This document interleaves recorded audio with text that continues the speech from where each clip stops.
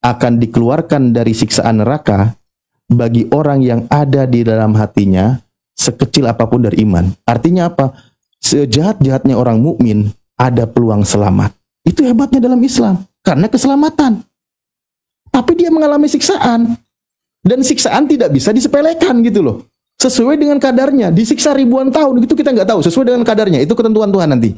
Oke, di Islam ada jaminan keselamatan. Tapi juga tadi Bang Oki mengatakan tidak munafik di dalam kekristenan, ya kan? Matius 7:23 itu memang ternyata menjadi seorang Kristen tidak dijamin selamat, sementara menjadi seorang Muslim dijamin ada keselamatan. Oke? Nah, permasalahannya adalah ketika Yesus berkata, "Enyahlah daripadaku kalian semua pembuat kejahatan. Aku tidak mengenal kalian." Nah, ini bahayanya di sini Bang Oki. Anda berseru kepada Yesus Tuhan, bernubuat pakai nama Yesus, bermujizat pakai nama Yesus, ngusir setan pakai nama Yesus. Yesus sendiri bilang, "Enyahlah daripadaku, aku tidak mengenal kalian, kalian semua pembuat kejahatan." Bentar Bang, kalau Yesus katakan tidak mengenal kalian, berarti ketika kalian bermukjizat, bernubuat, ngusir setan, nyembuhin orang, itu yang bantu siapa? Yesus sendiri katakan, "Aku tidak mengenal kalian." Tapi saya kasih kisi-kisi Bang.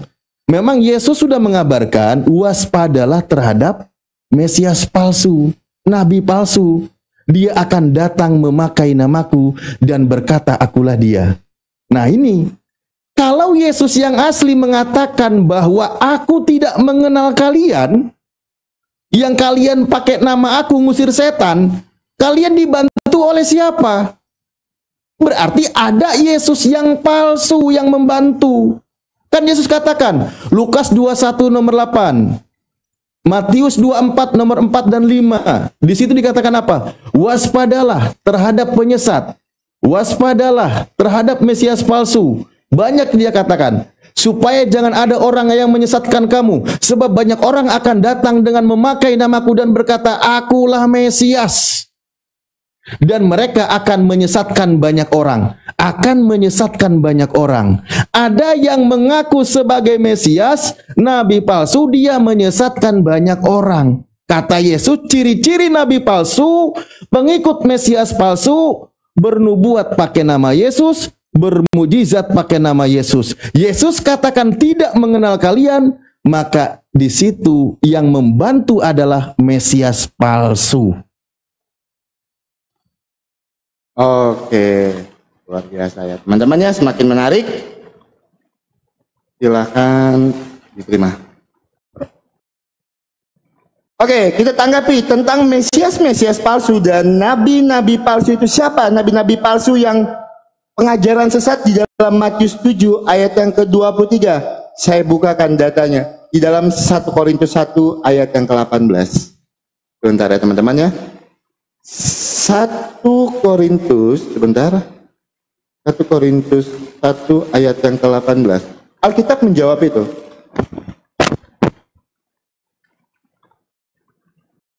Satu Korintus 1 ayat yang ke-18, hikmat dari Allah dan hikmat manusia. Sebab pemberitaan tentang salib memang adalah kebodohan bagi mereka yang akan binasa. Tetapi bagi kita yang diselamatkan, pemberitaan itu adalah kekuatan Allah. 1 Korintus 1 ayat yang ke-18. Jadi selamat datang di kebenaran. Terus saya tambahkan lagi Matius 10 ayat yang ke-33. Tetapi barang siapa menyangkal aku di depan manusia, aku juga akan menyangkalnya di depan Bapakku di sorga.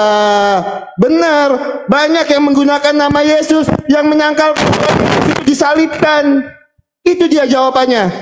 Yang menyangkal kalau Tuhan Yesus itu mati di kayu salib dan Tuhan Yesus itu tidak pernah disalibkan, maka dia yang tidak pantas masuk ke dalam kerajaan sorga. Dia yang menyangkal kalau Yesus itu disalibkan. Itu jawabannya Pak Ustadz Alif. Siapa yang akan masuk ke dalam neraka? Yang menyangkal kematian Tuhan Yesus di kayu salib. Ayatnya jelas, 1 Korintus 1 ayat yang ke-18, Matius 10 ayat yang ke-33. Nah, saya mau tanggapi. Saya coba ya, minta dalil, satu dalil dulu dari Pak Ustadz Alif. Ketika Pak Ustadz Alif tadi bernarasi, takdir ini sudah ditetapkan tetapi takdir bisa dipilih. Loh, saya jadi bingung. Takdir ini kan ditetapkan, tetapi takdir bisa dipilih. Datanya di mana itu? Kalau ikhtiar juga bagian dari takdir. Saya minta datanya kalau takdir ini bisa dipilih. Karena takdir itu kan sudah ditetapkan. Seperti apa kita mau memilih takdir kita? Kok kita ini sudah ditetapkan kok? Di dalam data yang saya tunjukkan tadi, Sahih Bukhari 3157. Jadi misalnya Quran 16 ayat yang ke-93 saya bawakan ya teman-teman ya. Masih ada waktu. Quran 16 ayat 93.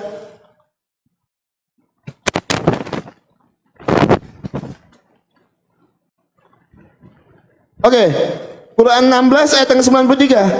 Seandainya Allah berkehendak, niscaya Dia menjadikanmu satu umat saja. Akan tetapi Dia menyesatkan siapa yang Dia kehendaki dan memberi petunjuk kepada siapa yang Dia kehendaki. Berdasarkan kesiapan untuk menerima petunjuk, kamu pasti akan ditanya tentang apa yang kamu kerjakan.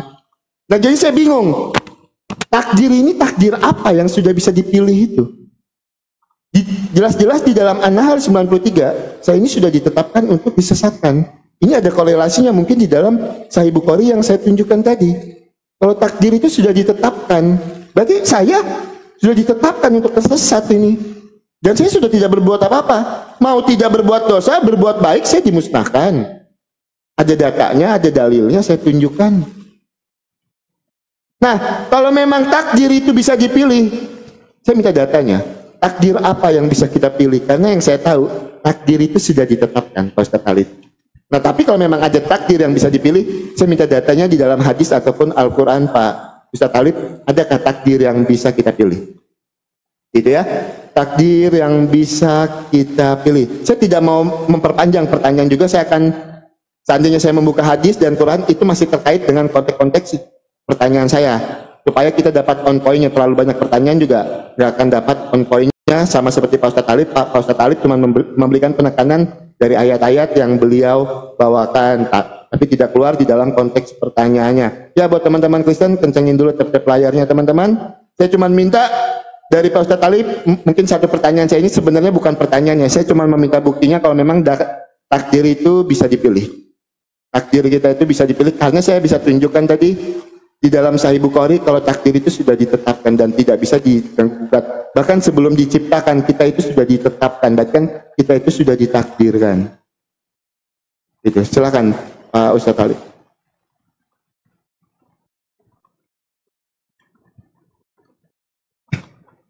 Sebentar teman-teman.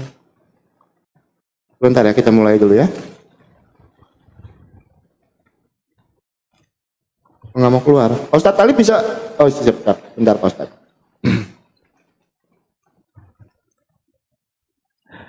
Oke, baik, terima kasih. Saya tadi sudah sampaikan, ya, manusia itu sebenarnya kalau penjelasan panjang itu nanti terlalu jauh dari konsep awal. Itulah kenapa saya tidak begitu detailkan, kan gitu, bagaimana Allah tetapkan semua berada di dalam ilmu Allah. Dia ini akan beriman, tidak beriman, kan gitu. Tuhan juga, itulah kenapa Allah mengutus para nabi agar ada petunjuk kepada orang itu. Ketika dia berada dalam kekafiran, diberikan petunjuk dia beriman. Oke, nah di sini nih, boleh memilih yang saya bacakan. Surah Ar-Ra'd ayat 11, yang tadi saya sampaikan. Nih, Bismillahirrahmanirrahim. Innallaha la yughayyiru ma biqaumin hatta yughayyiru ma bi anfusihim. Nih, sesungguhnya Allah tidak akan merubah keadaan suatu kaum sehingga mereka merubah keadaan yang ada pada diri mereka sendiri. Seperti itu loh. Maka Anda harus melakukan perubahan. Dan kenapa Anda tidak menerima hidayah? Mari kita buka ya dalil-dalilnya di dalam Islam ya. Itu satu. Al-Maidah, contoh saya buka nih. Saya buka surah Al-Maidah ya.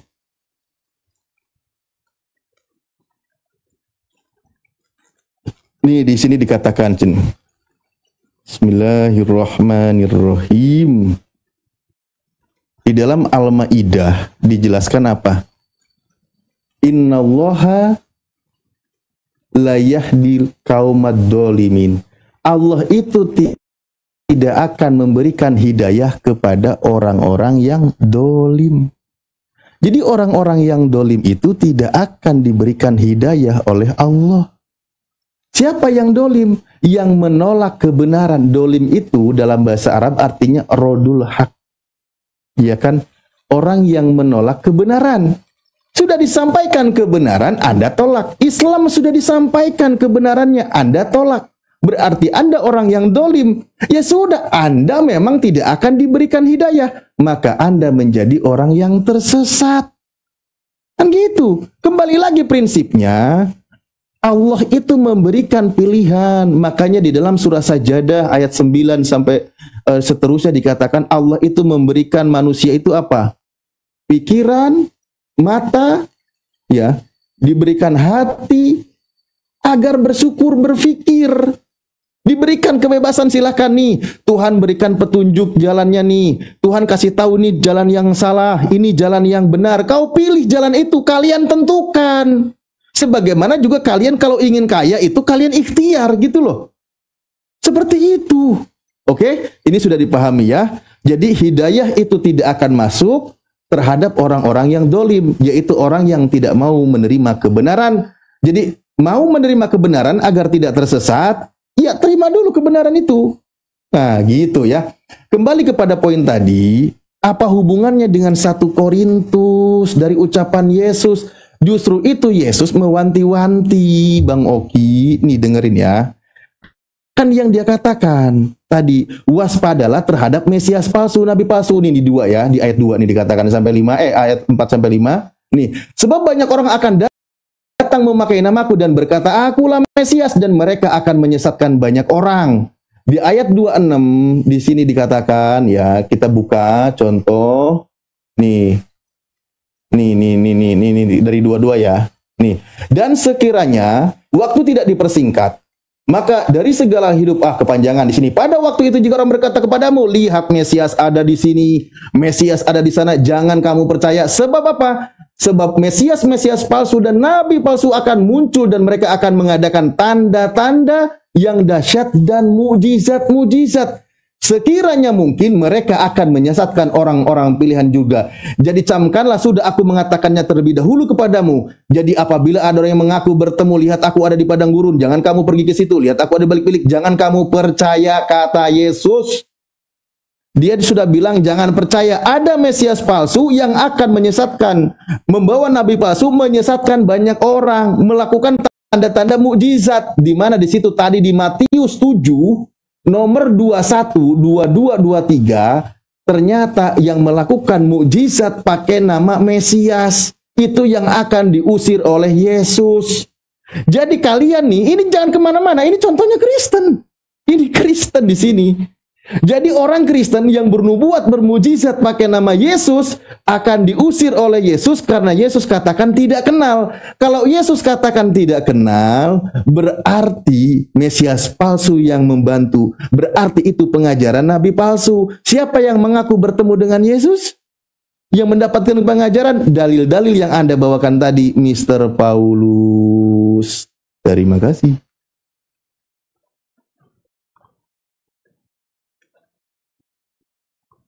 Sebentar.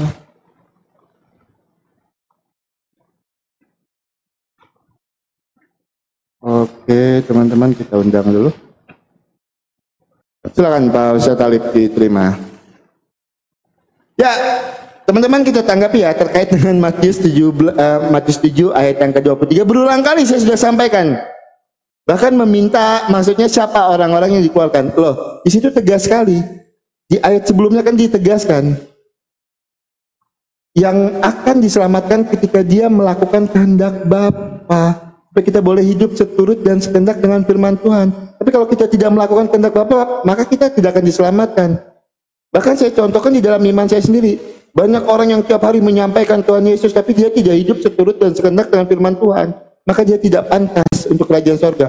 Bukan setiap orang yang berseru kepada Tuhan, Tuhan, Tuhan yang masuk ke dalam kerajaan sorga, tetapi dia yang melakukan kehendak Bapa. Itu. Jadi kalau mau diputar-putar di situ, saya sudah jelaskan di dalam iman saya. Nah, melakukan mujizat dengan menyebut nama Tuhan Yesus, lo banyak yang seperti itu.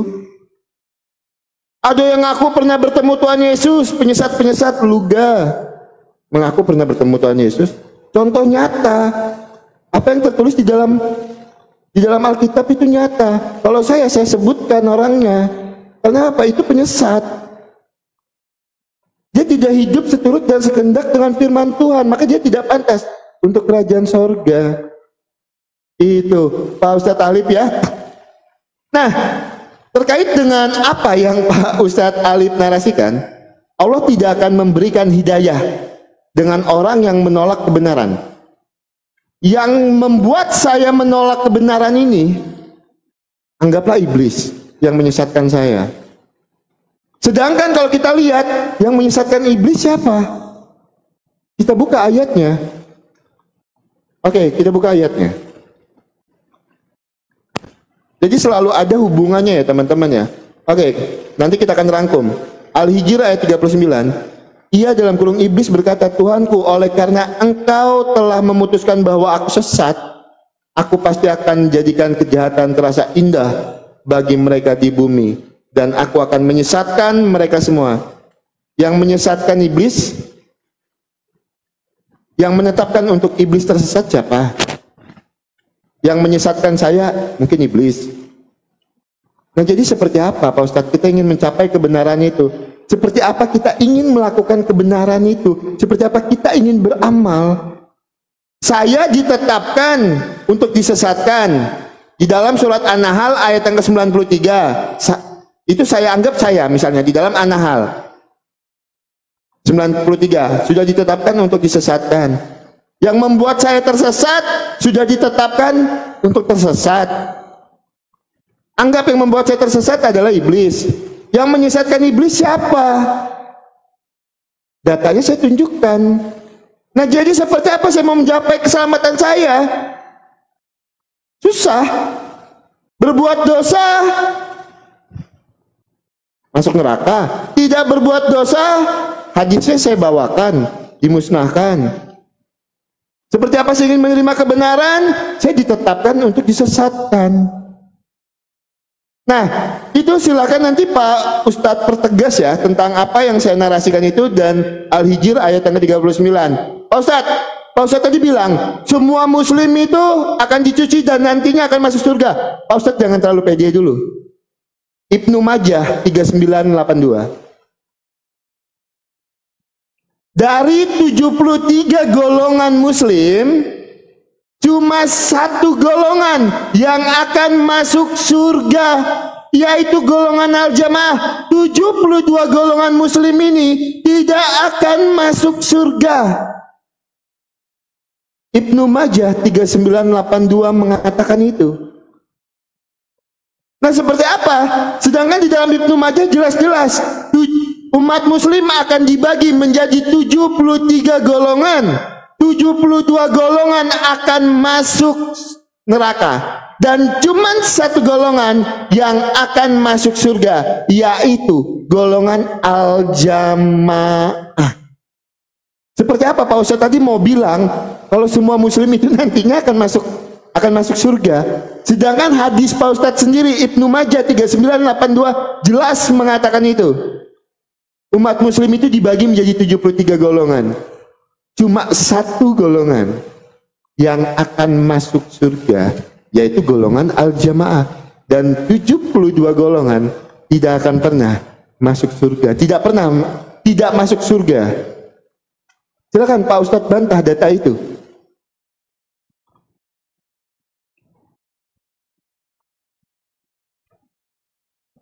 Sebentar ya teman-teman ya. Akan saya jawab semuanya. Dan itu pembuktiannya. Ini Bang, saya salut sama Bang Oki ini. Ngasih pertanyaan ke saya itu selalu minta pembuktian data itu yang selalu nyambung. Saya suka nih, saya suka diskusinya. Makanya saya bawa happy. Saya bawa happy ya. Bismillahirrahmanirrahim. Jangan mulai udah mulai ya. Udah mulai ya. Oke, baik, bismillahirrahmanirrahim. Pertama, saya langsung dari mundur dulu ya tentang hadis Rasulullah. Coba dibaca kalimatnya ya. Wataftariku ummati. Umatku akan terpecah. Bukan umat Islam kalimatnya. Umatku. Bahkan dari Yahudi 72, Nasrani 71, 72, 73. Umat Nabi Muhammad SAW itu akan terbagi 73. Nah di situ semua orang yang sejaman dengan Rasulullah sampai ke sini itu masuk kategorinya umat Rasulullah.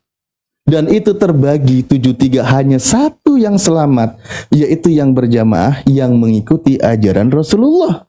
Kan gitu. Makanya tadi Nabi kami mengatakan setiap umatku akan masuk surga. Nabi kami diutus untuk seluruh umat manusia. Quran As-Saba ayat 28. Bahwa wa ma arsalnaka illa kafatan linnas. Tidaklah aku mengutus engkau wahai Muhammad kecuali untuk seluruh umat manusia. Mau dia bangsa Yahudi, bangsa Eropa, bangsa manapun, karena Islam datang bukan lagi tentang kesukuan, tetapi tentang ajaran yang global, yang komprehensif semua tanpa memandang suku. Maka semua umatku itu memang terbagi. Buktinya apa? Ada yang Nasrani, ada yang Yahudi, ada yang Kristen, ada di sektenya banyak semua itu. Cuma satu yang selamat, yaitu yang berjamaah, yang menjalankan perintah ajaran Rasulullah. Itu. Jadi selesai ya. Itu umat Rasulullah banyak. Nah sekarang kalau kita bagi juga di Kristen juga banyak sektenya. Dari sekte, udah banyak-banyak seperti itu. Yang masuk kategori umat Rasulullah yang hidup sejaman dengan Rasulullah dan sampai hari kiamat. Oke. Berikutnya adalah surah Al-Hijr dan surah Al-A'raf dibahas. Oke. Bismillahirrahmanirrahim. Qala Rabbi bima agwaitani.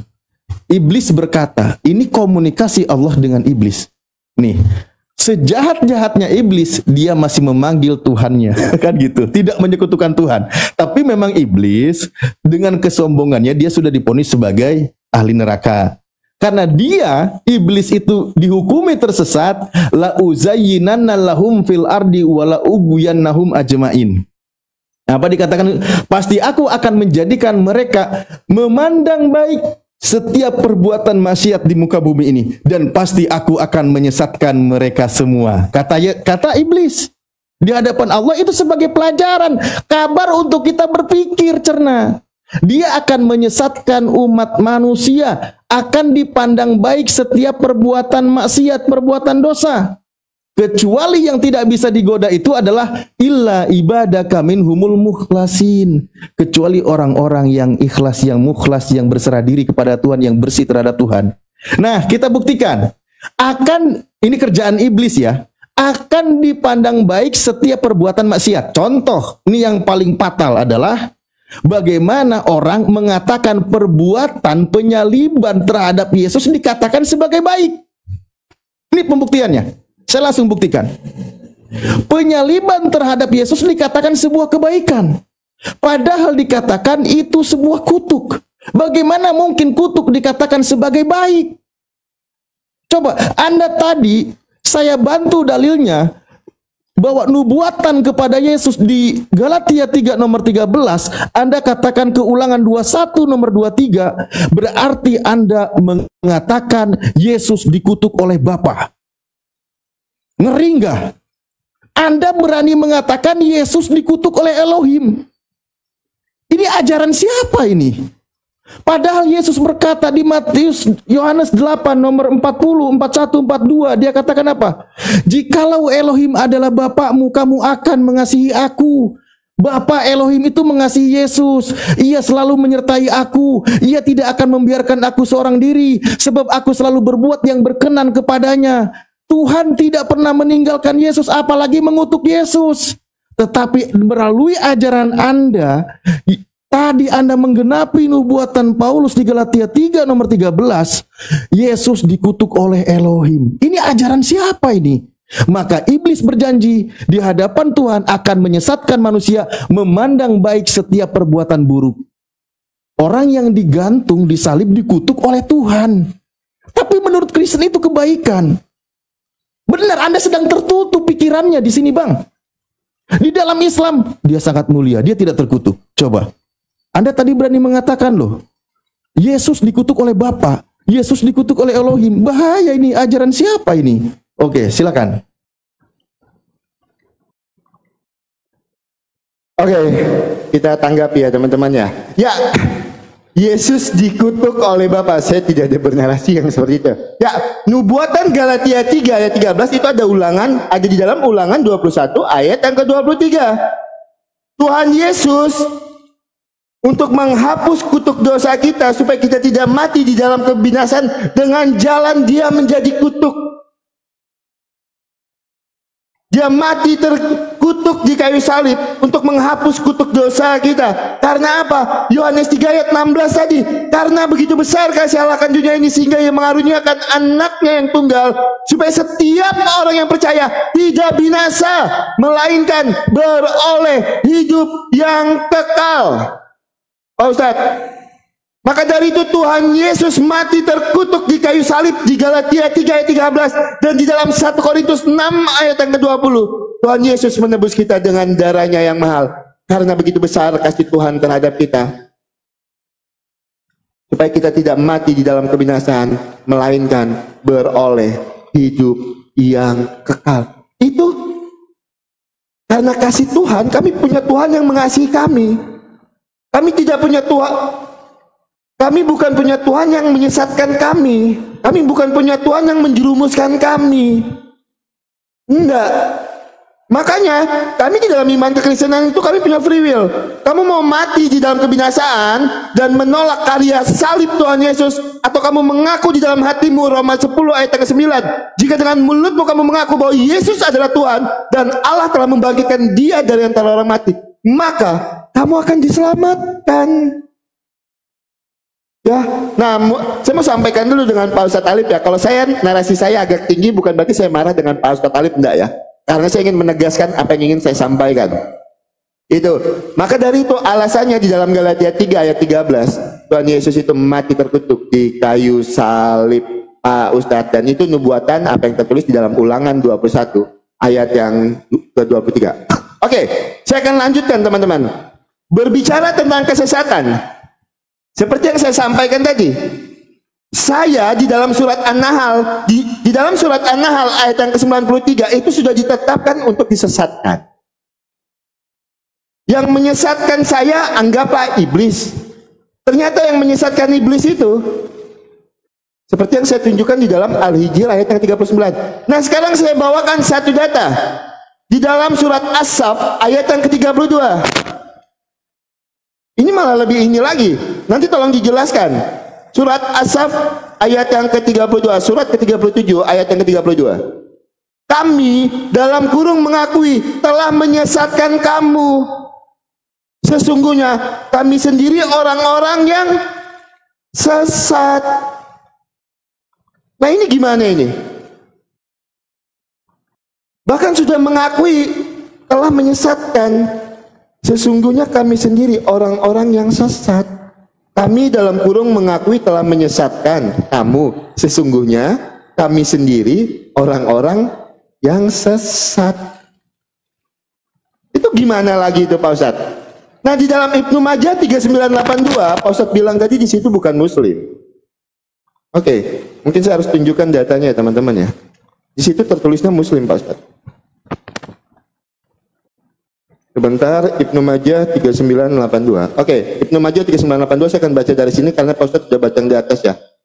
Demi zat yang jiwa Muhammad ada di tangannya, sungguh umatku akan terpecah menjadi 73 golongan, yang satu golongan masuk surga dan yang 72 golongan akan masuk neraka. Lalu beliau ditanya, wahai Rasulullah, siapakah yang masuk surga? Beliau menjawab, yaitu Al-Jamaah. Yang menjadi umatnya Nabi Muhammad kan Muslim Pak Ustaz. Kami orang Kristen tidak menjadi umat Nabi Muhammad.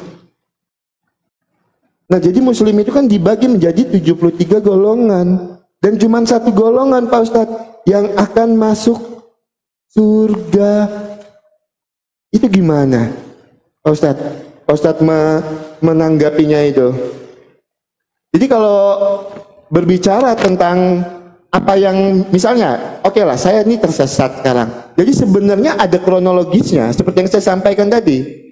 Saya ini ditakdirkan untuk disesatkan, ditetapkan untuk disesatkan. Yang menyebabkan saya tersesat itu adalah iblis. Ternyata yang menyesatkan iblis ini ada.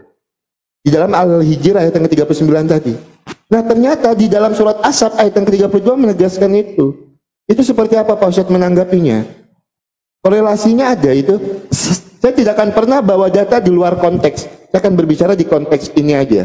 Silakan Pak Ustadz Alif.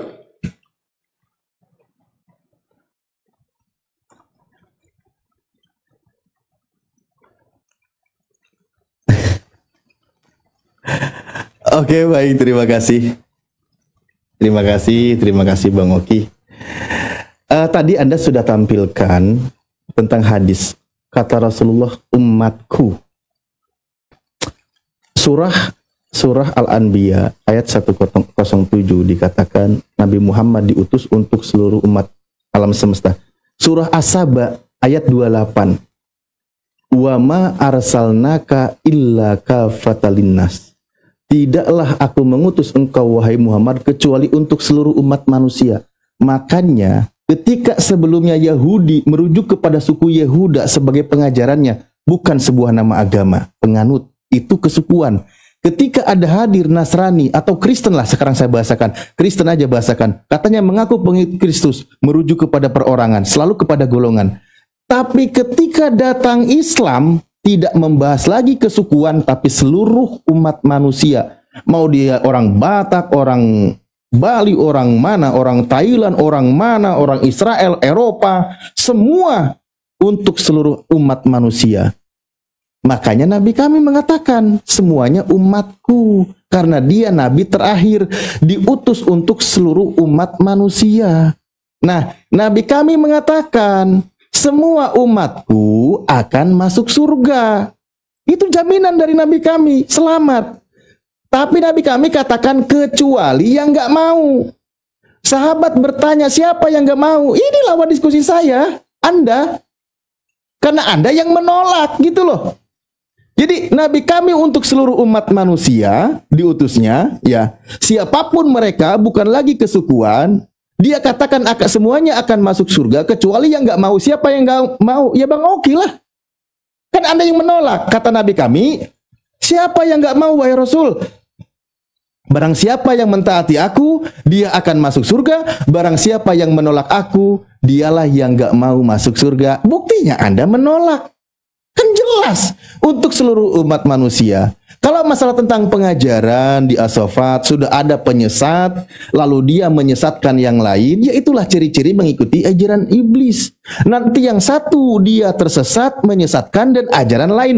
Sebagaimana juga tadi yang Yesus katakan di Matius 24, Bang Oki ini belum sadar di Matius 24. Di mana kata Yesus, sebab banyak mesias palsu dan nabi palsu, dia akan mengadakan tanda-tanda yang dahsyat dan mukjizat sehingga dia akan menyesatkan orang-orang pilihan juga. Itu penyesat semuanya akan tersesat mengikuti penyesat. Mereka semua nanti di akhirat itu akan saling bantah-bantahan. Semuanya akan dijerumuskan. Makanya kata Yesus tadi, Mesias palsu berarti dia pengajar sesat. Nabi palsu, dia itu mengikuti pengajar sesat. Pengikutnya mengikuti Nabi palsu dan Mesias palsu. Itu yang akan diusir oleh Yesus. Itu loh. Coba. Ketika Yesus katakan bahwa aku tidak mengenal kalian, maka sebenarnya kata Yesus itu sudah sangat jelas. Kalian harus sadar. Jadi selama ini kalian manggil Kristus itu Kristus yang mana? Sementara Yesus sendiri katakan tidak kenal, gitu loh. Kalau pemimpin jemaatnya aja udah terusir, pemimpinnya, kepalanya, ya ekornya semua ngikut. Itu konsekuensinya. Makanya Yesus katakan ada Mesias palsu. Makanya kalau ada yang mengaku dia bertemu di padang gurun, di balik bilik, jangan percaya. Kalau dia berkata ada di sana, ada di sini, jangan ikuti, jangan percaya. Tapi di sini ada yang mengaku lalu diikuti dan dipercaya, dijadikan dalil sekarang kitabnya. Dan dalilnya itu berlawanan dengan pernyataan Yesus. Tadi Anda katakan yang akan selamat masuk surga itu adalah yang melakukan kehendak Bapa yang di surga. Ya kan? Di mana percaya kepada Yesus akan masuk ke dalam kehidupan yang kekal. Anda katakan seperti itu. Di mana janji Yesus memberikan kehidupan yang kekal berdasarkan kehendak Bapa. Yesus katakan, sering kita ulang, bahwa di situ dikatakan, satu, inilah hidup yang kekal itu. Mereka mengenal Engkau Bapa satu-satunya ilah yang benar dan mengenal Yesus sebagai utusan atau yang telah Engkau utus. Pertanyaan saya, cermati Bang. Yohanes 17 nomor 3, berdasarkan ajaran Yesus, satu-satunya ilah yang benar, di situ Yesus atau bukan Yesus? Ingat jawabannya. Satu-satunya ilah yang benar, apakah di situ Yesus atau bukan Yesus? Karena Yesus katakan satu-satunya ilah yang benar. Oke. Berdasarkan kata Yesus. Oh ya, nanti tadi saya lupa ya, ulangan 21 nomor 23 nanti saya tampilkan. Saya lupa tadi. Oke. Teman-teman, kita jawab dulu 2 pertanyaan dari Pak Ustadz Alif ya teman-teman ya. Sebentar. Saya bukakan datanya.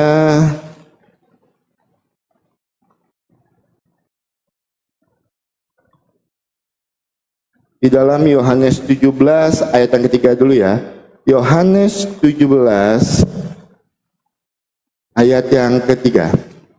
Inilah hidup yang kekal itu, yaitu bahwa mereka mengenal Engkau satu-satunya Allah yang benar dan mengenal Yesus Kristus yang telah Engkau utus. Jangan dilupakan Yohanes 10 ayat yang ke-30. Aku dan Bapa adalah satu. Selamat datang di kebenaran. Pak Ustadz, kami mengakui di dalam iman Kristen Tuhan Yesus itu adalah utusan. Tidak ada orang Kristen yang tidak mengakui Tuhan Yesus adalah utusan. Tetapi bukan utusan seperti yang kalian maksudkan. Ya, karena kalau memang Tuhan Yesus itu adalah manusia biasa yang diutus, jangan dilupakan Yohanes 17 ayat yang ketiga tidak berdiri sendiri. Ada Yohanes 17 ayat yang kelima. Oleh sebab itu ya Bapa, permuliakanlah aku padamu sendiri dengan kemuliaan yang kumiliki di hadiratmu sebelum dunia ada. Apakah manusia biasa itu bisa ada sebelum dunia ada? Tuhan Yesus yang ada sebelum dunia ada. Itu yang pertama. Yang kedua, di mana Tuhan Yesus memberikan hidup yang kekal? Saya akan jawab pakai data, bukan asumsi saya. Yohanes 10 ayat yang ke-28. Ini. Yohanes 10 ayat yang ke-28. Dan aku memberikan hidup yang kekal kepada mereka dan mereka pasti tidak akan binasa sampai selama-lamanya. Dan seorang pun tidak akan merebut mereka dari tanganku. Jeder, selamat datang di kebenaran.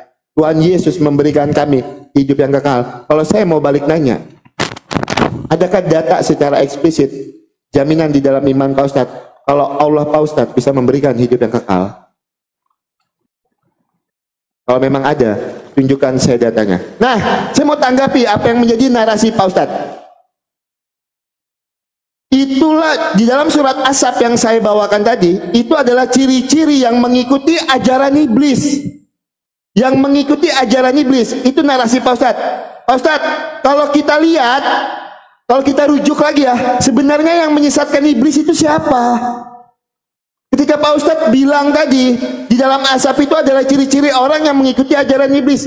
Yang menyesatkan iblis ini siapa? Coba kita buka datanya di dalam surat Al-A'raf. Surat Al-A'raf ya, sebentar ya teman-teman ya. Oke, surat 16. Bukan, sebentar. Surat ke-7 ayat yang ke-16. Surat 7. Ya. Surat ke-7 ayat yang ke-16. Kita lihat siapa yang menyesatkan iblis di sini. Oke. Surat 7 ayat yang ke-16. Iya, dalam kurung iblis menjawab, karena engkau telah menyesatkan aku. Siapa di sini? Engkau di sini yang menyesatkan iblis. Pasti aku akan selalu menghalangi mereka dari jalanmu yang lurus. Yang menyebabkan iblis tersesat di sini kan engkau di sini. Engkau di sini siapa? Nanti saya mau tanya dengan Pak Ustadz. Di dalam surat ke-7 ayat yang ke-16 ini, engkau di sini siapa yang menyesatkan iblis?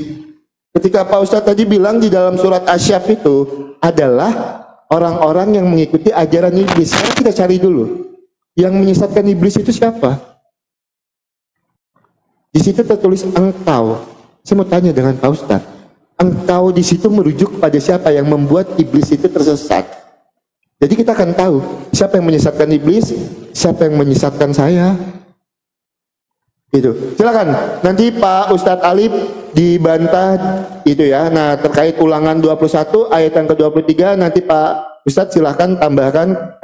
Karena saya tidak tanggapi, Pak Ustadz belum membawa tadi ya Ulangan 21 ayat yang ke-23 ya. Jadi saya tidak bantah itu, saya cuma bantah apa yang Pak Ustadz narasikan. Yuk buat teman-teman Kristen dikencengin lagi teman-teman, boleh ditembuskan 500k tap-tap layarnya teman-teman.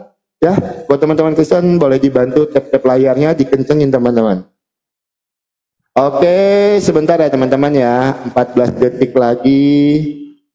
Silakan Pak Ustadz Alif. Sebentar ya, kita habiskan matchnya dulu ya, biar tidak berkurang winnya Pak Ustadz Alif.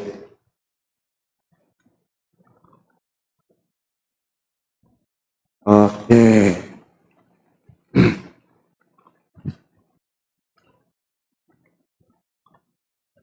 Silakan diterima Pak Ustadz.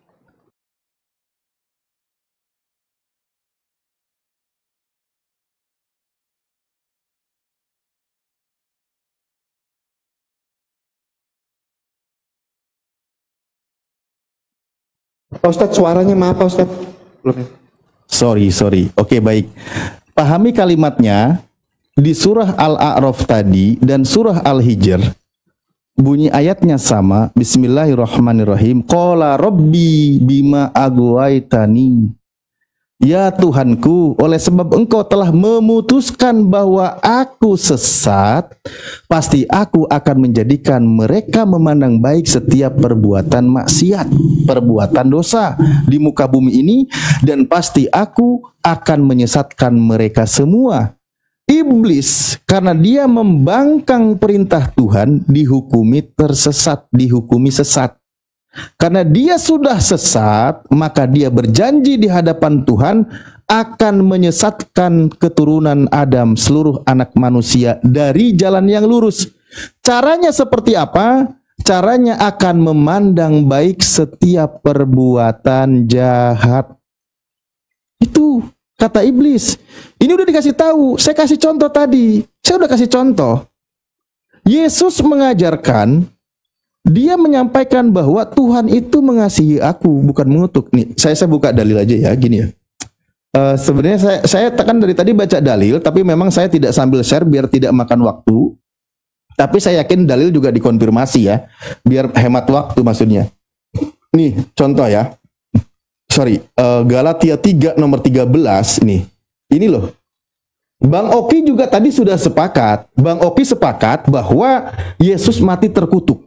Nah, ini bahaya ini. Padahal keturunan Abraham itu diberkati, bukan dikutuk loh. Bahkan orang itu akan diberkati ketika memberkati Abraham dan keturunannya. Tapi di sini ajarannya nih, Kristus telah menebus kita dari kutuk hukum Taurat dengan jalan menjadi kutuk karena kita, sebab ada tertulis, terkutuklah orang yang digantung pada kayu salib. Ada tanda bintang. Oke? Kita buka.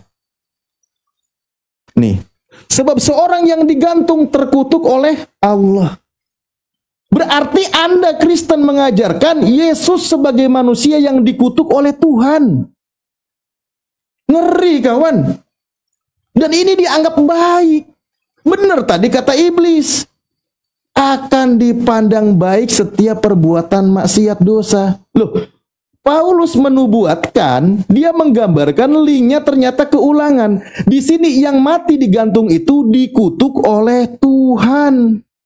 Berarti Anda dalam Kristen diajarkan menjadi pengikut Paulus itu harus mengatakan Yesus dikutuk oleh Tuhan. Itu kan? Ini bahaya kawan. Bahaya. Makanya tadi kata iblis benar. Akan dipandang baik setiap perbuatan dosa. Dianggap baik, dianggap berkat. Kutuk dianggap berkat. Kan gitu. Ini bahayanya. Nggak boleh kayak gitu.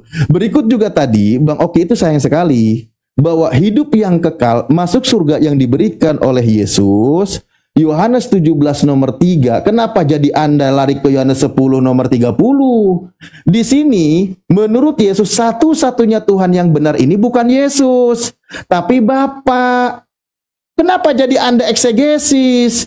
Di sini Yesus itu sebagai utusan Bapa, bukan sebagai satu-satunya Tuhan. Ini juga ini selalu memalingkan, memandang baik, dan dia menutup kebenaran. Padahal tadi saya tanya, satu-satunya Tuhan yang benar di situ Yesus atau bukan?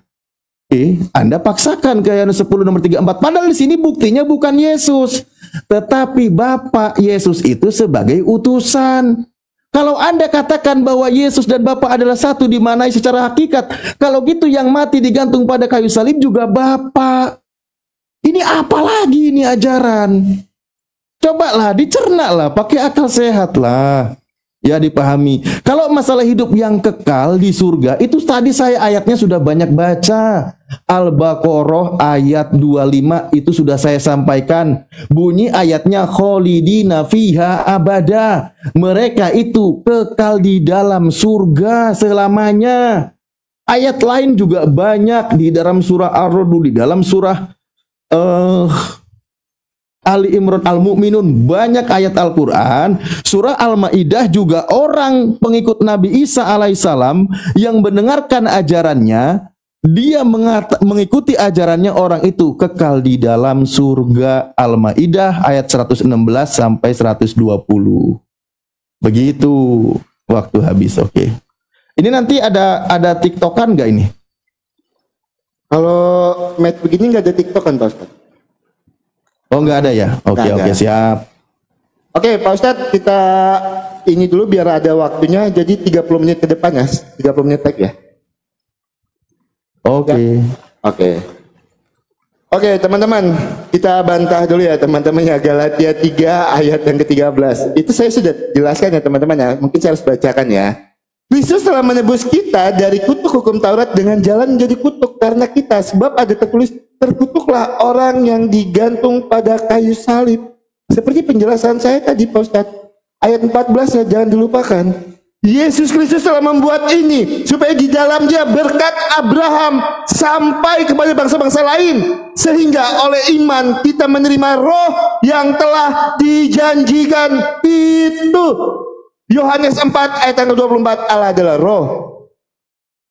Nah, ketika Pak Ustadz mengutip Galatia 3 ayat 13, membenarkan apa yang tertulis di dalam Galatia 3 ayat 13, Pak Ustadz tidak boleh tidak menerima Galatia 3 ayat 14. Konsekuensi besarnya, ketika Pak Ustadz mengutip satu ayat, Pak Ustadz harus terima ayat lain. Seperti Yohanes 17 ayat yang ketiga. Siapa Allah yang benar situ? Sang Bapa adalah sang sumber. Kalau memang Bapa di situ merujuk kepada iman Pak Ustadz, apakah di dalam iman Pak Ustadz Allahnya Pak Ustadz pernah disebut sebagai Bapa? Tidak. Kan tidak. Karena jelas-jelas Yohanes 10 ayat 30, aku dan Bapa adalah satu. Nah, kalau memang Tuhan Yesus itu adalah manusia biasa seperti yang kalian sebutkan, Yohanes 17 ayat yang kelima menjawab itu. Apakah manusia biasa? Ada sebelum dunia ini ada? Jelas tidak, Ustaz. Dan cuma Tuhan Yesus yang memberikan hidup yang kekal. Yohanes 10 ayat yang ke-28. Dan cuma Tuhan Yesus yang pernah berkata, aku telah mengampuni dosamu. Adakah di dalam iman lain pernah berkata, aku telah menghapus dosamu, aku telah mengampuni dosamu? Adakah? Tidak ada. Cuma Tuhan Yesus yang berani bilang. Kalau memang ada, tunjukkan dengan saya. Apakah ada di dalam iman lain yang pernah berkata, aku telah mengampuni dosamu? Tidak ada. Kalau memang ada, tunjukkan saya datanya. Nanti ya. Itu. Nah, Pak Ustadz Alif tidak mau menjawab pertanyaan saya. Engkau di situ merujuk kepada siapa yang menyesatkan iblis? Tidak, Pak Ustadz jawab. Tidak, Pak Ustadz jawab. Engkau di situ yang menyesatkan iblis itu siapa? Di dalam surat Allah menghukumi iblis sesat. Oke, siap.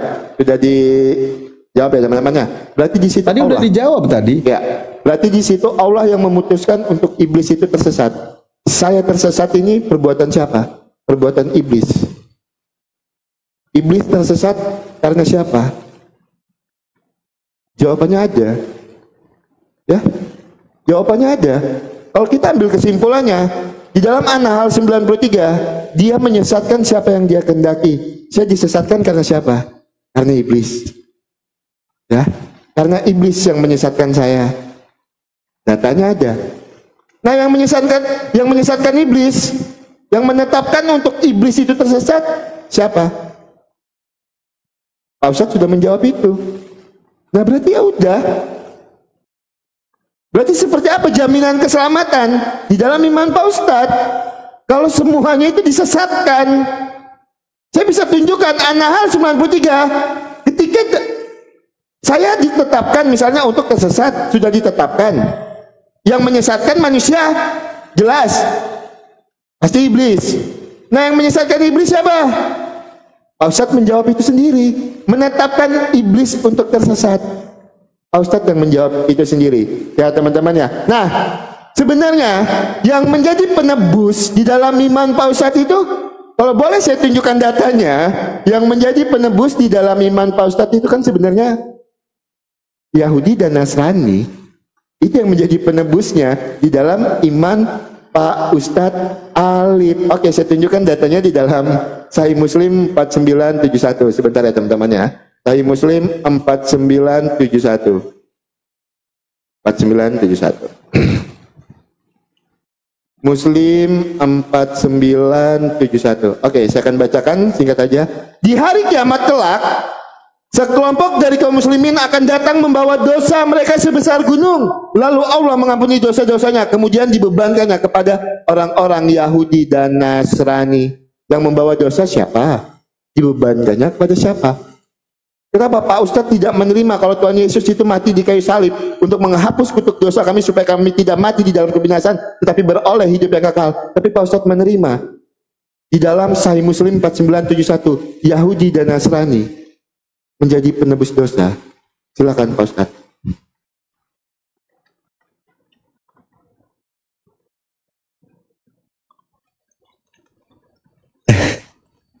Sebentar. Aduh ya Allah, Bang Oki. Aduh. Sebentar. Kasihan kali aku ini saudaranya ya Allah. Lanjut. Oke. Bismillahirrahmanirrahim. Anda ini kok kayak jadi berpihak, berposisi di si iblis loh. Saya ini lucu gitu. Saya tuh lucu gitu. Saya buka ya, gini. Saya buka ya. Saya balik kamera dulu. Kok seneng kali jadi posisi di si iblis ini. Aduh ya Allah. Nih, bismillahirrahmanirrahim. Allah sudah ingatkan nih. Ini ya. Kalau udah diingatkan itu sadar. Ya, jangan menyalahkan terus. Kalau dia diingatkan sadar. Surah Yasin ayat 60 dan 61. Bismillahirrahmanirrahim. Alam a'had ilaikum ya bani Adam alla ta'budus syaiton innahu lakum aduwwum mubin. Nih, udah diingetin. Bukankah aku telah memerintahkan kepadamu, hai keturunan Adam, ada keturunan Adam, agar kamu tidak menyembah syaitan. Sesungguhnya syaitan itu adalah musuh yang nyata bagi kamu. Siapa yang disembah? Wa ani buduni, kata Allah, sembahlah aku. Inilah jalan yang lurus. Jadi kalau jalan yang lurus itu menyembah satu Tuhan. Gitu loh. Jangan ikut sembah si iblis. Jangan, itu jalan yang sesat. Itu udah diingetin. Udah tahu si iblis itu sesat. Tuhan sudah menghukumi dia sesat. Dan Anda disesatkan oleh iblis. Kenapa? Karena iblis sudah berjanji di hadapan Tuhan akan menyesatkan manusia. Manusia, contohnya Anda tadi kan, Anda disesatkan oleh iblis. Lalu perbuatannya caranya seperti apa? Akan dipandang baik setiap perbuatan jahat, setiap perbuatan maksiat. Maksiat terbesar di hadapan Tuhan adalah menyekutukan Tuhan. Kan gitu, menyekutukan Tuhan. Nah, Anda memandang baik. Sampai-sampai Yesus yang dikatakan mati di kayu salib pun kau anggap baik. Tapi di sisi lain dikatakan sebagai kutuk. Memang tidak, Yesus itu tidak dinubuatkan mati terkutuk. Anda baca ya Mazmur 91 dari 1 sampai akhir. Di situ nubuatan untuk Yesus. Yesus tidak mati terkutuk, jangankan ditumbak perutnya, terantuk batu aja Tuhan tidak rela. Tuhan tidak rela Yesus itu terantuk oleh batu. Apalagi sampai dipaku tangannya, ditumbak perutnya, dipatahkan kakinya, ditampar wajahnya, ditelanjangi. Itu nggak mungkin gitu loh. Itu coba Mazmur 91. Justru dia menonton dari kejauhan pembalasan terhadap orang fasik. Nah, yang dikutuk itu oleh Tuhan itu orang fasik. Yesus itu orang baik, bukan dikutuk, tetapi diberkati oleh Tuhan. Kayak mana Bang Oki ini? Aduh, Mak. Cobalah berpikir, secara sadar, secara sehat. Bentar ya, saya tampilkan lagi datanya ya, yang tadi kita bahas. Sebentar. Aduh, ini malah kepencet lagi. Oke, nah ini Al-Quran, ini saya tampilkan lagi ya, ini saya tampilkan nih. Ini juga tolong jangan dipelintir. Ini memandang baik itu contohnya diantaranya caranya ayat sendiri aja dipelintir gitu loh. Di sini loh kata Yesus, ini kata Yesus, hidup yang kekal itu mengenal Bapa satu-satunya. Ingat kalimat satu-satunya. Kalau satu-satunya itu nggak ada yang lain. Cuman satu-satunya. Sementara Yesus itu oknum lain. Satu-satunya itu Bapa. Berarti nggak ada yang lain. Sementara Yohanes 10 nomor 30. Aku dan Bapa itu dua oknum. Masa dua dibilang satu-satunya nggak nyambung. Ini satu-satunya Tuhan yang benar itu Bapa, bukan Yesus. Maka percaya satu-satunya Tuhan, percaya Yesus utusan Tuhan, itu dasar prinsip masuk ke dalam kehidupan yang kekal. Itu prinsip dasarnya kata Yesus. Inilah hidup yang kekal itu. Kalau di Islam tadi dikatakan bahwa miftahul jannah la ilaha illallah Muhammadur Rasulullah. Kunci surga orang akan selamat masuk ke dalam surga itu adalah satu, tiada Tuhan selain Allah. Kedua, Nabi Muhammad adalah utusan Allah. Begitu loh. Masa kayak gini nggak paham-paham dari tadi? Kenapa dipaksakan ke Yohanes 10 nomor 30? Aku dan Bapa. Aku dan Bapa itu nggak satu, ada dua. Aku dan Bapa. Itu dua oknum. Sementara di sini ayatnya satu-satunya. Benar kata Yesus, yang akan diusir oleh Yesus memang tadi adalah orang-orang Kristen. Oke, teman-teman, makin ramai ya teman-teman ya, tapi kita ini ya. Oke, siap. Kita tanggapi. Ya, terima kasih untuk Pak Ustadz Alif sudah membawakan Mazmur 91 ayat 1. Itu nubuatan untuk Tuhan Yesus. Betul, itu tidak ada yang salah untuk itu. Tapi harus dibaca Pak Ustadz. Saya jelaskan begini cara baca Alkitab itu, cara menafsirkan Alkitab ya Pak Ustadz Alif ya. Oke, Mazmur 91 ini kan tidak berdiri sendiri. Ada ayat yang keempat. Kita lihat dari ayat yang keempat. Terhadap penyakit sampar yang berjalan dalam gelap, terhadap penyakit menular yang mengamuk di waktu petang, walau 1000 lebah. Ini Ustadz baca ini Pak Ustadz. Kita baca di ayat yang ketiganya. Sungguh dialah yang akan melepaskan engkau dari jerat penangkap burung, dari penyakit sampar yang busuk Pak Ustadz. Dengan cara apa? Dengan cara dia mati di kayu salib. Galatia 3 ayat 13. Dia mati terkutuk di kayu salib. Pak Ustadz, jangan dibaca Mazmur aja Pak Ustadz. Dilihat juga di dalam Yesaya 53 ayat yang keempat seperti yang saya bawakan tadi. Yesaya 53. Sebentar ya teman-teman ya. Yesaya 53, masih banyak waktu. Yesaya 53 ayat yang ke-5. Tetapi dia tertikam oleh karena pemberontakan kita, dia diremukkan oleh karena kejahatan kita. Ganjaran yang mendatangkan keselamatan bagi kita ditimpakan kepadanya, dan oleh bilur-bilurnya kita menjadi sembuh. Yang sakit di dalam Mazmur tadi siapa Pak Ustadz? Kita sebagai manusia disembuhkan oleh siapa? Oleh bilur-bilurnya Pak Ustadz. Alkitab menjawab Alkitab.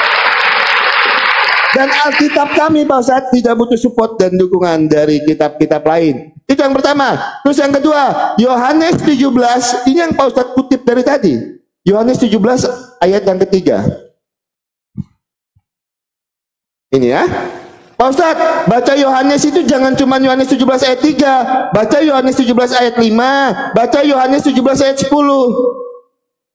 Dan segala milikku adalah milikmu, dan milikmu adalah milikku, dan aku telah dipermuliakan di dalam mereka Pak Ustadz. Itu Pak Ustadz. Nah terus Pak Ustadz tuh bilang tadi ya, aku dan Bapak itu adalah dua oknum. Yohanes 10 ayat 30. Nah jangan melampaui apa yang tertulis ya Pak Ustadz ya. Aku dan Bapak. Di sini bukan titik Pak Ustadz. Ada sambungannya. Jangan dipotong ayatnya. Jangan dipotong ya Pak Ustadz ya. Aku dan Bapak adalah satu. Ya, jangan dipotong-potong ayatnya ya. Ya, jadi di situ aku dan Bapa, Firman dan Sang Sumber, betul itu dua pribadi yang berbeda, tetapi mereka tidak dapat dipisahkan. Tiga pribadi yang berbeda di dalam satu esensi, hakikatnya satu, tidak dapat dipisahkan. Betul, pribadinya berbeda Pak Ustadz. Saya setuju dengan Pak Ustadz. Tritunggal itu kan tiga pribadi yang berbeda di dalam satu esensi, hakikatnya satu tapi tidak dapat dipisahkan. Maka Yohanes 10 ayat 30, aku dan Bapa adalah satu. Bukan aku dan Bapa adalah dua oknum yang berbeda. Ya Pak Ustadz ya, Yohanes 10 ayat yang ke-30. Nah saya tergelitik menjawab narasi Pak Ustadz. Saya kok berpihak kepada iblis? Bukan saya berpihak kepada iblis. Tapi kalau kita kaji, kalau kita lihat nih ya teman-teman ya, An-Nahl 93, niscaya aku menjadikanmu satu umat saja, tetapi aku menyesatkan siapa yang aku kehendaki. An-Nahl 93, yang menyesatkan saya siapa? Pak Ustadz menjawab tadi, iblis. Oke, di dalam Al-Hijr ayat 39, Al-Arab ayat yang ke-16, yang menyesatkan iblis. Kalau kita ambil lagi, yang menyesatkan, yang menetapkan iblis tersesat itu siapa? Low battery. Pak Ustadz sudah menjawab, engkau tadi. Nah jadi sumbernya itu siapa? An-Nahl 93, niscaya aku menjadikanmu satu umat saja, tetapi aku menyesatkan siapa yang saya kehendaki. Saya disesatkan oleh iblis di dalam Al-Hijr 39, Al-Arab 16. Kita tarik lagi, yang menetapkan iblis tersesat siapa? Engkau, yang Pak Ustadz jawab tadi. Sumber kesesatannya siapa? Seperti yang saya tunjukkan datanya kepada Pak Ustadz. Silahkan Pak Ustadz. Nah Pak Ustadz, karena 15 menit lagi, Pak Ustadz boleh menanggapi langsung closing statement. Berarti Pak Ustadz langsung 10 menit ya, 5 menit langsung Pak Ustadz, habis itu 5 menit closing statement. 5 menit Pak Ustadz menanggapi saya, habis itu 5 menit Pak Ustadz closing statement. Jadi Pak Ustadz ambil 10 menit waktunya, setelah itu saya closing statement ya. Jadi pas Nggak kelamaan saya. Nggak apa-apa kan, Abang aja nanti, saya 5 menit, abang closing, saya closing. Kelamaan saya 10 menit. Kan closing, nggak apa-apa. Kan closing statementnya saya terakhir. Closing statementnya saya. Kan nggak enak kalau Pak Ustadz itu tidak menanggapi narasi saya kan? Udah boleh lah. Masa saya suruh, dulu. Saya suruh 10 menit beneran nih? Oke ya, lah, nggak apa-apa. Nggak apa-apa ya. Tapi kalau memang menurut Pak Ustadz sudah cukup menanggapi saya, silahkan closing statement langsung. Silakan. Ya enggak, saya dikasih suruh 20 menit pun saya akan tampilkan data, tapi kan saya menghargai Anda maksudnya. Ya, tidak masalah, karena memang aturannya kan seperti itu.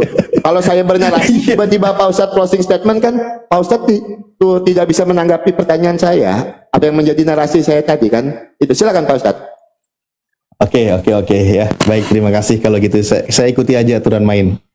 Ya, saya ikuti aturan main. Ada yang menarik di sini Bang Oki. Tadi setuju ini nubuatan Yesus ya. Sorry. Oke, kita baca ya. Waktu saya agak panjang jadi saya baca. Oke, saya teliti dengan seksama. Ini dibilang saya tidak sesuai. Kita lihat ya. Ini loh Ikhwan Billah. Saya baca nih nubuatan Yesus nih. Apa di sini? Dalam lindungan Allah. Orang yang duduk dalam lindungan yang maha tinggi, yang bermalam dalam naungan yang maha kuasa,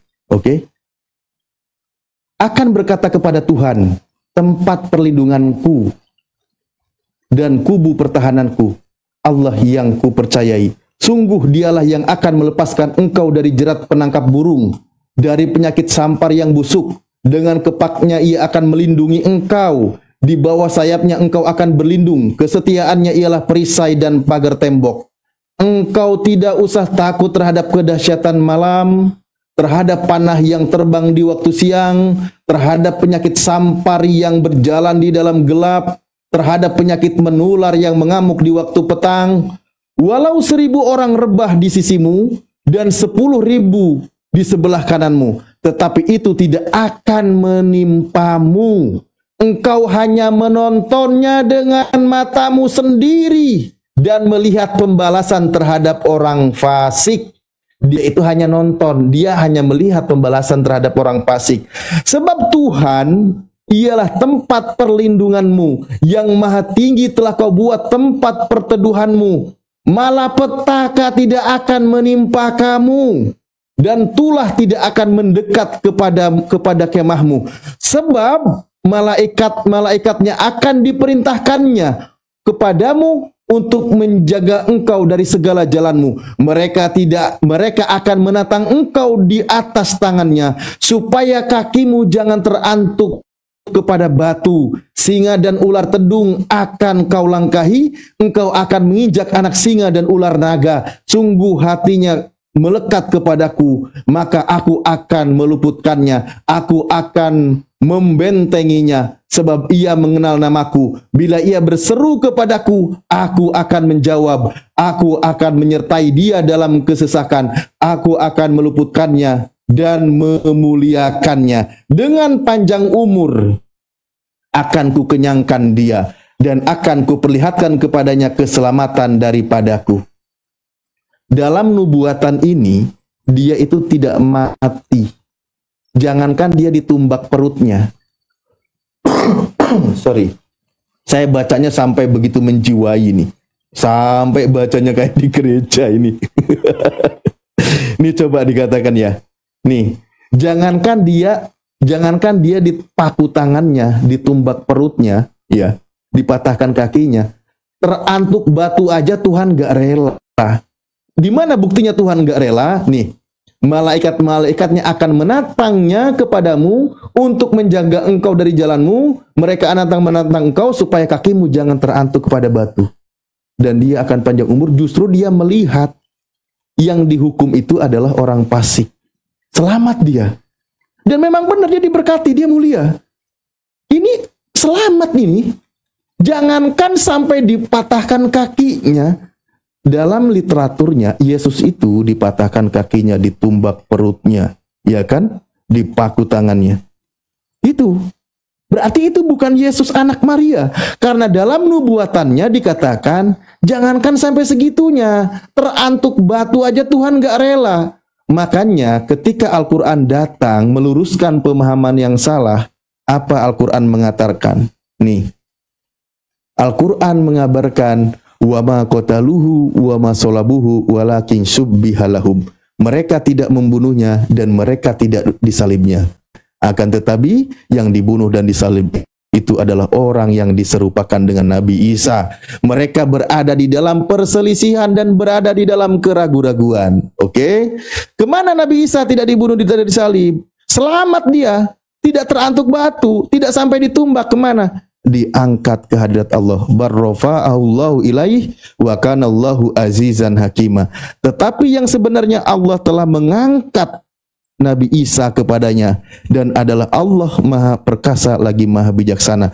Tuhan yang maha adil, maha gagah, maha bijaksana menyelamatkan hamba pilihannya. Nubuatan Mazmur 91 ternyata digenapi oleh Al-Quran. Kalau pakai Bible tadi Anda paksakan, Yesus mati terkutuk, ya. Padahal dia adalah selamat. Di situ dikatakan bahwa Galatia 3, ajaran oknum lain di luar ajaran Yesus. Itu di luar ajaran Yesus. Yesus kan punya ajaran. Oh ya, sorry, waktu habis. Kita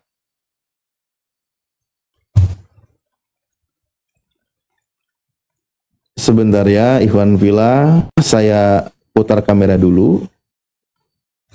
Oke. Jadi ini poin terakhir saya menyampaikan, ya, poin terakhir menyampaikan bahwa kenapa saya juga barusan menyampaikan poin titik sampai saya baca dengan tuntas Mazmur 91, dan memang di situ adalah nubuatan untuk Yesus. Di mana kita pembuktiannya? Ketika iblis mencobai Yesus di padang gurun, iblis mengutip Mazmur ini. Berarti ini benar-benar nubuatan untuk Yesus. Dan ternyata di situ Yesus tidak sampai terantuk oleh batu. Tuhan tidak rela Yesus itu celaka, tidak rela. Tuhan sangat menyayangi Yesus. Makanya ternyata Al-Quranlah yang menggenapinya, bukan Bible. Bible justru mengatakan mati terkutuk. Menurut Al-Quran, yang disalib mati dihukum itu adalah siapa? Penjahat, pendosa. Al-Maidah ayat 32. Memang benar yang mati terkutuk itu adalah penjahat dan pendosa atau orang fasik. Bukankah Tuhan juga berfirman, orang fasik menjadi tebusan bagi orang benar. Yesus orang benar, maka Yesus tidak boleh dihukum, maka diganti oleh orang fasik. Makanya dalam nubuatannya dikatakan, engkau hanya menyaksikan pembalasan orang fasik. Bukan dia yang dihukum, tapi diganti oleh mereka, orang fasik. Dan sekarang diimani sebagai Tuhan, disembah.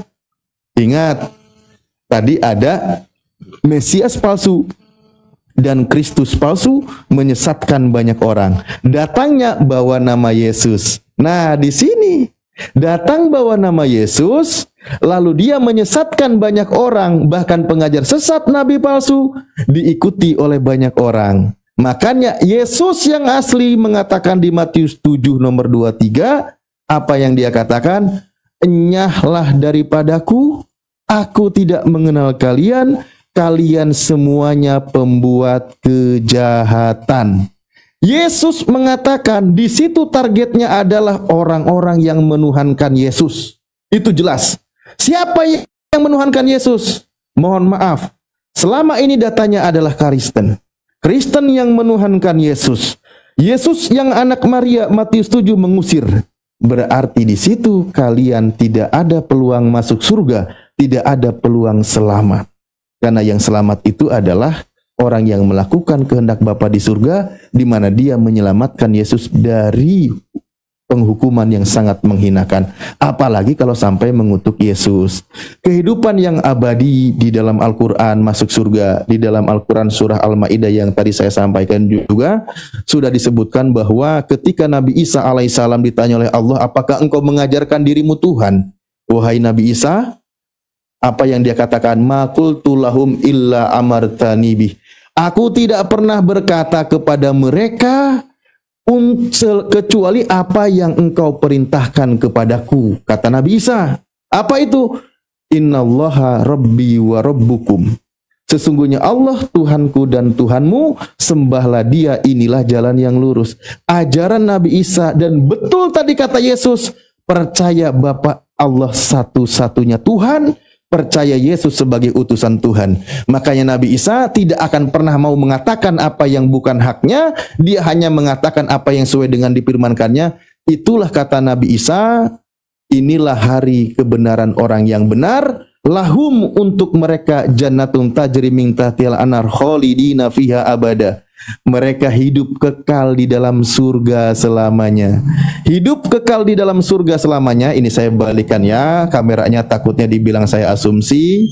Yang diajarkan oleh Nabi Isa dan dikonfirmasi oleh Bible Anda, bukan oleh Mr. Paulus, mohon maaf, oleh Yesus. Karena Al-Quran mendengarkan ucapan Yesus, maksudnya sejalan dengan apa yang diajarkan oleh Yesus. Kan gitu. Ketika dia menyampaikan firman Tuhan, benar kata Nabi Isa. Kalau narasi Al-Quran dengan lembut kalimatnya, seandainya engkau menyiksa mereka ya Allah, mereka itu adalah hambamu. Karena memang mereka itu menuhankan. Tapi seandainya engkau menyiksa, mereka itu hambamu. Jika engkau mengampuni mereka ya Allah, sesungguhnya engkau maha pengampun.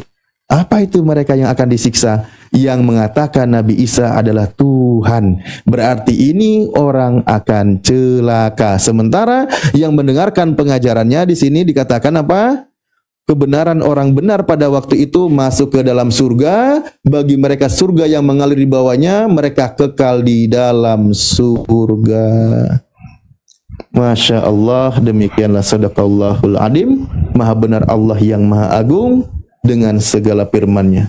Islamlah pewaris keselamatan dari ajaran Nabi Isa, sebagaimana juga saya belum kelar-kelar ngomong ya. Yesus mengatakan di Yohanes 14 nomor 27, Islamlah yang diwariskan oleh Yesus. Oke, Pak Ustadz, silakan diterima. Ya, buat teman-teman semua, ketika saya mau menanggapi ya, narasi Pak Ustadz, Mazmur 91 itu digenapi oleh Al-Quran, dan Pak Ustadz bilang Mazmur 91 itu adalah nubuat. Mulai bingung dia, mulai bingung. Mazmur 91 adalah lindungan Allah. Itu adalah bagaimana Tuhan melindungi dan menyelamatkan orang-orang percaya. Nah, ketika Pak Ustadz mengutip Mazmur 91 itu digenapi oleh Al-Quran, ketika Pak Ustadz membenarkan satu ayat kami di dalam Perjanjian Baru, seperti yang saya sampaikan, konsekuensi terbesarnya Pak Ustadz harus menerima ayat-ayat lain. Saya bukakan di dalam Yesaya 43 ayat yang keempat. Yesaya 43 ayat yang keempat. Oke. Yesaya 43 ayat yang keempat. Oleh karena itu engkau berharga di mataku dan mulia, dan aku mengasihi engkau, maka aku memberikan manusia sebagai gantimu dan bangsa-bangsa sebagai ganti nyawamu. Haleluya Pak Ustadz. Tuhan Yesus menghapus kutuk dosa itu. Di dalam Galatia 3 ayat yang ke-13, Tuhan Yesus mati terkutuk di kayu salib. Nah, ketika Pak Ustadz mengutip ayat Yohanes dan di situ menubuatkan tentang Islam, mohon maaf Pak Ustadz, Pak Ustadz salah mengutip ayat itu. Jangan cuma ayat-ayat yang kira-kira menguntungkan untuk imannya diambil, tapi ayat-ayat yang tidak menguntungkan untuk imannya diabaikan. Dibilangnya tulisan Paulus, palsu, tapi ayat-ayat yang menguntungkan dikutipnya dan dicomot-comot. Itu teman-temannya. Luar biasa. Saya orang Kristen, saya tidak butuh support dan dukungan dari kitab-kitab lain untuk membenarkan Tuhan Yesus benar-benar mati di kayu salib. Tidak butuh saya support dan dukungan dari kitab-kitab lain. Kalau bicara tentang penyaliban Tuhan Yesus, banyak fakta-fakta sejarah yang membuktikan, banyak tulisan-tulisan yang membuktikan tentang Tuhan Yesus mati di kayu salib. Flavius Josephus, Tuhan Yesus disalibkan. Tacitus, Tuhan Yesus disalibkan. Pertanyaan saya nanti, kalau memang Pak Ustadz bilang tadi ya tidak disalibkan, Anisa 157 siapa yang membuktikan Isa itu hidupnya di abad keberapa? Adakah tulisan yang menuliskan tentang itu? Tidak ada ya teman-teman ya. Nah, jadi teman-teman, keselamatan hanya ada di dalam Yesus. Di luar Tuhan Yesus tidak ada keselamatan. Dan iman Kristen, Alkitab tidak pernah menubuatkan agama Pak Ustadz. Saya pastikan itu. Tapi betul, kalau tentang nabi-nabi palsu yang Pak Ustadz sampaikan betul. Mungkin ada nubuat-nubuat tentang nabi-nabi palsu di dalam Alkitab Pak Ustadz. Saya contohkan mungkin yang membuat burung dari tanah liat. Itu ada di dalam Alkitab kami Pak Ustadz. Nubuatan-nubuatan tentang nabi-nabi palsu. Ya, buat teman-teman Kristen, saya cuma mau sampaikan jaminan keselamatan hanya ada di dalam Yesus Kristus. Roma 10 ayat yang ke-9, jika dengan mulutmu kamu mengaku bahwa Yesus adalah Tuhan dan Allah telah membangkitkan dia dari antara orang mati, maka kamu akan diselamatkan. Tapi tidak berhenti di situ teman-teman, karena iman tanpa perbuatan iman tanpa perbuatan hakikatnya mati. Ketika kita percaya kalau Tuhan Yesus itu adalah Tuhan dan Juru Selamat, maka kita harus hidup seturut dan sekehendak dengan firman Tuhan. Ayat terakhir saya akan bawakan di dalam Kolose 1 ayat 15 sampai dengan 16. Ia adalah gambar Allah yang tidak kelihatan, yang sulung lebih utama dari segala yang diciptakan. Karena di dalam dialah telah diciptakan segala sesuatu yang ada di sorga, yang ada di bumi, yang kelihatan dan yang tidak kelihatan, baik singgasana maupun kerajaan, baik pemerintah maupun penguasa. Segala sesuatu diciptakan oleh Dia dan untuk Dia. Makanya Yohanes 17 ayat yang kelima, ayat yang Pak Ustadz kutip tadi, Tuhan Yesus ada sebelum dunia ini ada. Bahkan Yohanes 8 ayat yang ke-58, Tuhan Yesus ada sebelum Abraham ada. Roma, di dalam Yohanes 10 ayat yang ke-28, cuma Tuhan Yesus yang memberikan hidup yang kekal. Dari semua pemuka agama, dari semua nabi yang pernah ada, cuma Tuhan Yesus yang berani bilang, akulah jalan dan kebenaran dan hidup.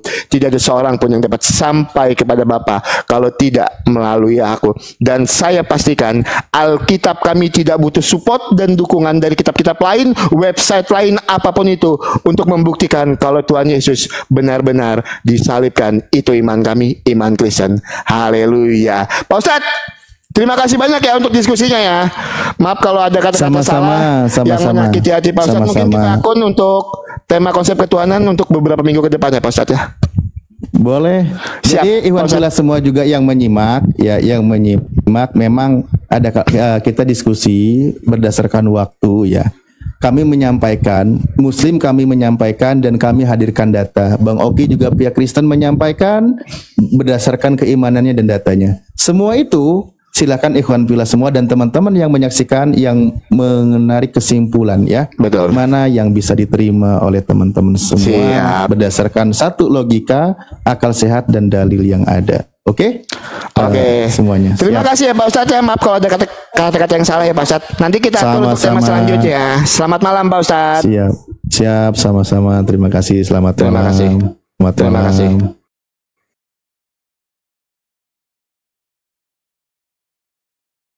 Terima kasih.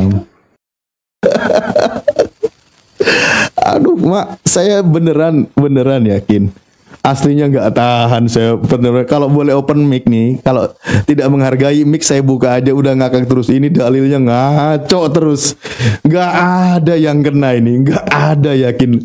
Tapi di sisi lain juga saya berusaha membawa nuansa perdebatannya itu ya menghindari satu memang tendensi yang hujat gontok-gontokan atau gimana gitu saya hindari, dan lebih baik saya bawa pakai senyum gitu kan. Asli. Saya aslinya ya Allah Gusti, beneran teh, beneran saya ini aslinya tuh ngakak bener ya. Ikhwan fillah, astagfirullahaladzim, bener dalilnya nggak jelas, pertanyaan apa jawabannya apa. Aduh, ini siapa lagi, ada yang minta, nggak usah lah. Siapa ini ya, entar ya, ini siap. Aduh, oh udah nggak ada kali orangnya. Baik Ikhwan fillah, itu semuanya ya, kita sudah menyampaikan kebenaran karena memang gini, dalam forum seperti ini kita berusaha diskusi dengan baik, kita pakai data. Saya tidak melintir Bible mereka ya, dan saya sampaikan Al-Quran apa adanya, dan kita juga tanyakan kepada mereka ya, tampilkan mereka apa adanya kayak gitu, dan kita lihat siapa, kita temukan kebenaran. Saya tidak akan memaksakan dia dari pihak Kristen itu untuk harus menerima pernyataan saya kan gitu, tapi kalian cukup cerna aja ya, karena di situ sudah sangat jelas. Bahkan Ikhwan fillah semuanya, Kak Stilo dan semua yang support, Masya Allah luar biasa, syukuran dari tadi ya, yang support selama perdiskusian. Ikhwan fillah ingat ya, bayangkan nih, ini hebatnya di dalam Islam ternyata keselamatan. Ini terbukti dalam sebuah perdiskusian. Ikhwan fillah, satu poin yang saya dapat di sini, Yesus berani mengusir Kristen, berarti masuk neraka. Ayatnya ada, karena di situ tadi dikonfirmasi oleh dia. Di situ yang diusir oleh Yesus adalah Kristen. Dan ketika dia masuk neraka, tidak ada jaminan selamat. Sementara di dalam ajaran Islam, Allah berfirman apa? Qul ya ibadiyalladzi asrafu ala anfusihim la taqnatu min rahmatillah. Wahai hamba-hambaku, katakanlah wahai Muhammad, hamba-hamba Allah yang melampaui batas, jangan putus asa dari rahmat Allah. Walaupun engkau penuh dengan dosa, mohon ampunlah kepada Allah, diampuni dosa kalian. Ini seandainya Ikhwan fillah, kita semua nih, ini poinnya ya, ini poinnya loh, poin. Seandainya nih Ikhwan fillah, kita semua nih dalam wafat, naudzubillahi min dalik ya, ada banyak dosa yang belum kita taubati, ada banyak dosa dalam diri kita. Misal perbuatan dosa kita belum mohon ampun kepada Allah, mati. Di yaumil hisab, di yaumil mizan, Allah putuskan dosa, karena kita ada dosa, banyak dosa daripada amal baik kita, Allah hukumi dulu kita di neraka. Kita dihukum oleh Allah.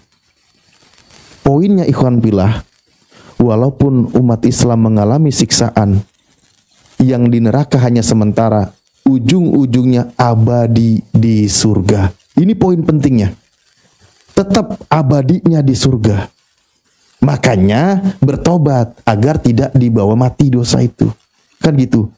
Belum lagi ketika kata Allah sebenarnya pengampunan itu banyak. Nanti ya, syafaat dari Rasulullah. Tapi mohon maaf. Tadi sudah disepakati dalam perdiskusian. Untuk teman-teman Kristen, ketika dihukumi masuk neraka, diusir oleh Yesus. Walaupun dia beribadah, jadi pendeta, walaupun dia pergi ke gereja, walaupun dia bernubuat, bermujizat pakai nama Yesus, ketika diusir oleh Yesus masuk neraka, nggak ada lagi peluang selamat. Nggak ada. Karena justru Kristen sering mengolok-olok.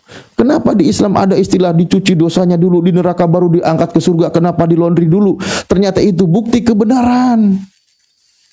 Pakaian aja tidak mungkin dimasukkan ke dalam lemari secara langsung kalau pakaian itu kotor. Pasti dicuci dulu, logis. Karena lemari tempat pakaian bersih. Surga tempat orang yang tidak berdosa. Mau masuk surga kuncinya sudah punya, tapi kita kotor punya dosa, Allah bersihkan dulu di neraka.